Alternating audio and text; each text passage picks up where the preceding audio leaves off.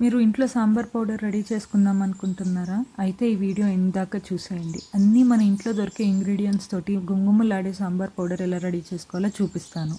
ఎండుమిరపకాయలు, ధనియాలు బాగా వేయించి ఎండబెట్టుకుందామండి. నువ్వులు, గసగసాలు, బియ్యం, దాల్చిన చెక్క, లవంగాలు, కందిపప్పు, మినపప్పు, పెసరపప్పు, పచ్చెనగపప్పు, అనపగింజలు. నేను చూపించే అన్ని ఇంగ్రీడియంట్స్ వచ్చేసి ఏపి ఆరబెట్టుకున్నవే అండి.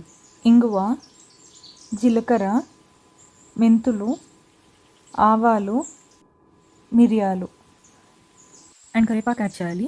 అండ్ నేను చూపించిన అన్ని ఇంగ్రీడియంట్స్ బాగా ఫ్రై చేసుకొని ఆరబెట్టిన తర్వాత గ్రైండ్ చేయాలండి. సో తక్కువ క్వాంటిటీ అయితే ఇంట్లోనే మిక్సీలో గ్రైండ్ చేసుకోండి. నేనైతే బయట గ్రైండింగ్ మిల్స్లో గ్రైండ్ చేయించుకొని వచ్చాను. విత్ ఆల్ న్యాచురల్ ఇంగ్రీడియంట్స్ మన సాంబార్ పౌడర్ అయితే రెడీ అయిపోయిందండి.